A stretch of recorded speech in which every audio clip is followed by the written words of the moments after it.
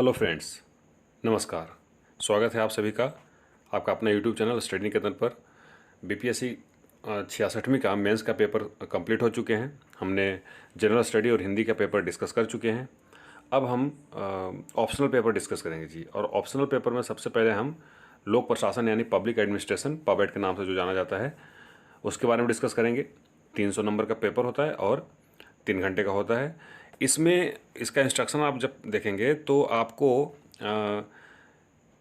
3 question इस section से, total 6 question का जवाब देना होगा। मतलब 2 सेक्शन हो गया, सेक्शन 1 और सेक्शन 2।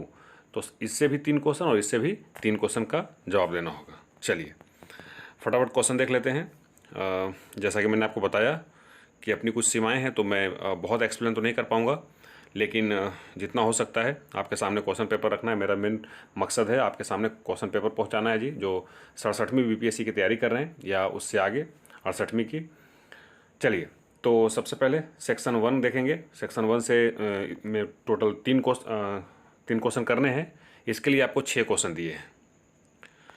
पहला क्वेश्चन है, what is the significance of a public administration in present times?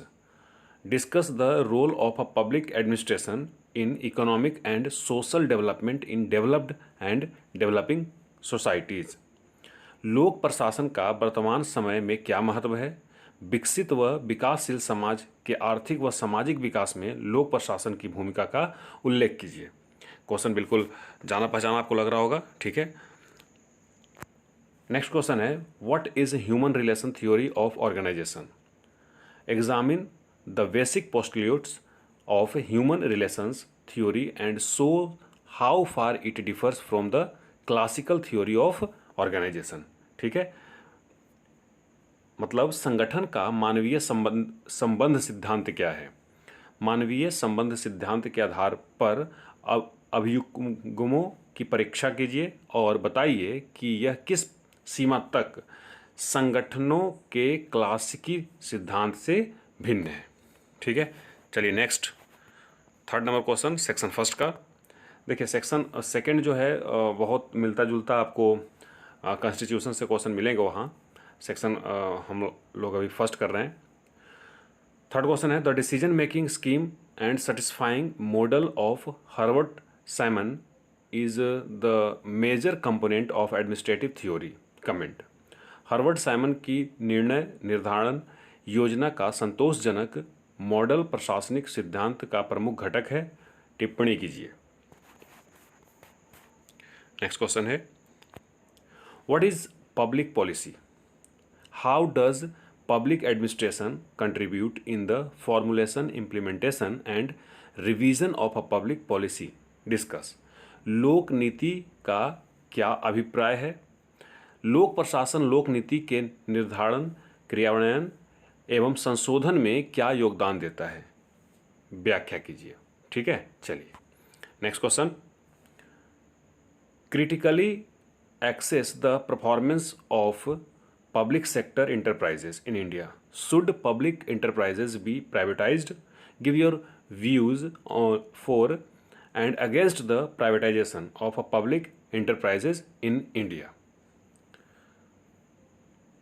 Bharat में लोक उद्यमों के कार्यशैली प्रदर्शन का आलोचनात्मक मूल्यांकन कीजिए। क्या लोक उद्यमों का निजीकरण किया जाना चाहिए? भारत में लोक उद्यमों के निजीकरण के पक्ष में व विपक्ष में अपना मत दीजिए। What is performance budgeting? How does performance budgeting ensure control and accountability in the preparation and execution of budget? Discuss. निष्पादन बजट क्या होता है? निष्पादन बजट बजट के निर्माण और क्रियान्वयन, नियंत्रण और जवाबदेही किस प्रकार सुनिश्चित करता है? व्याख्या कीजिए। तो ये कुल 6 सवाल हो गए जी आपके सेक्शन 1 से। इसमें से किन्हीं 3 के जवाब आपको देने थे। चलिए अब हम लोग सेक्शन सेकंड करेंगे, खंड 2 से सवाल करेंगे। खंड 2 से पहला सवाल है, discuss Kautilya's contribution to the development of administrative thought. Is Kautilya's administrative thought relevant in present day public administration? Discuss. ठीक है, ये बिल्कुल जाना पहचाना सवाल आपको लग रहा होगा। जैसे कौटिल्य के अर्थशास्त्र जो आया था वो मेनली एडमिनिस्ट्रेटिव से ही रिलेटेड था जी। ठीक है, चलिए, कौटिल्य के प्रशासनिक विचार के विकास में योगदान की व्याख्या कीजिए। क्या कौटिल्य के प्रशासनिक विचार सिद्धांत वर्तमान लोक प्रशासन में प्रासंगिक है? व्याख्या कीजिए। Next question, discuss the rationale for constituting all India services, critically examine their role in the context of conflict between union and state। थोड़ा सा आपको ब्लर दिख रहा होगा, सही से ये फोटो नहीं खींचा गया। अखिल भारतीय सेवाओं के गठन के औचित्य की विवेचना कीजिए। संघ एवं राज्यों के बीच संघर्ष में उनकी भूमिका की आलोचनात्मक व्याख्या कीजिए। 9th नंबर क्वेश्चन है जी, welfare programme for weaker section of the society have touched only a fringe of their problem in this context discuss the welfare programs started by your state government for the welfare of SCs and STs। समाज के पिछड़े वर्ग के कल्याण कार्यक्रम वस्तुतः उनकी समस्याओं के एक छोर मात्र को ही छू पाए हैं। इस संदर्भ में आपकी राज्य सरकार द्वारा अनुसूचित जातियों एवं अनुसूचित जनजातियों के कल्याण के लिए चलाए गए विभिन्न कार्यक्रमों की व्याख्या कीजिए। 10 नंबर क्वेश्चन है, question number 10, what is the institution of Lokpal? Discuss, देखिए लोकपाल से संबंधित क्वेश्चन आ गया, इंपॉर्टेंट है। Discuss the organisation, function and procedure of investigation of the Lokpal. Can this institution play a significant role in eradicating the corruption and in redressal of citizens grievance in India? Discuss। Lokpal संस्था क्या है? लोकपाल के संगठन, कार्यों एवं जांच करने की प्रक्रिया की व्याख्या कीजिए। क्या यह संस्था भारत में व्याप्त भ्रष्टाचार के पूर्ण उन्मूलन और लोगों की नाराजगी के निपटारे में अहम भूमिका निभा सकती है? विवेचना करें। Question number 11, give the organization structure of NITI Aayog. देखिए अभी लोकपाल से भी क्वेश्चन था, नीति आयोग से भी क्वेश्चन आया। हाउ इज नीति आयोग different from earlier planning commission? आपको पता है कि इसी का रिप्लेसमेंट था प्लानिंग कमीशन का। Is NITI Aayog playing effective role as a think tank? ये भी पता है आपको कि ये एक प्रकार के थिंक टैंक है जी। In the development of our country give critical appraisal. NITI Aayog का संगठन दीजिए। ठीक से ये लोग ट्रांसलेट भी नहीं कर सकते। नीति आयोग पूर्व के योजना आयोग से किस प्रकार से भिन्न है? क्या नीति आयोग हमारे देश के विकास में थिंक टैंक के रूप में प्रभावशाली भूमिका अदा कर रहा है?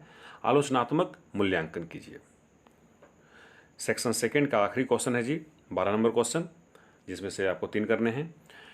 Even after many decades of having adopted the 73rd Amendment to the Constitution of India, करीब 30 साल हो गए हैं ना, the PRIs यानी पंचायती राज institution still face a number of problems towards making these a strong and vibrant unit of the government। Comment, Bharat के संविधान में 73वें संशोधन के कई दशक बीत जाने पर भी पंचायती राज संस्थाएं सरकार की सशक्त और जीवंत इकाइयां बनने के मार्ग में अभी भी अनेक समस्याएं हैं।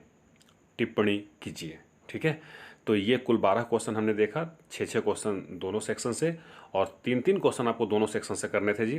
कुल 6 क्वेश्चन के आपको आंसर करना था। ठीक है, चलिए, तो हमने अभी पब्लिक एडमिनिस्ट्रेशन कर लिया। अभी थोड़ी देर में मैं आपको LSW का ही पेपर डिस्कस करूंगा। इसका PDF आपको डिस्क्रिप्शन बॉक्स में मिल जाएगा, या फिर आप हमारे टेलीग्राम ग्रुप स्टडी निकेतन से जुड़ करके वहाँ से भी डाउनलोड कर सकते हैं। स्टडी निकेतन पे आपको एवरीडे मोटिवेशनल कोट्स, साथ में न्यूज़पेपर और मटेरियल, स्टडी मटेरियल प्रोवाइड करवाए जाते हैं। चलिए मिलते हैं अगले वीडियो में। धन्यवाद।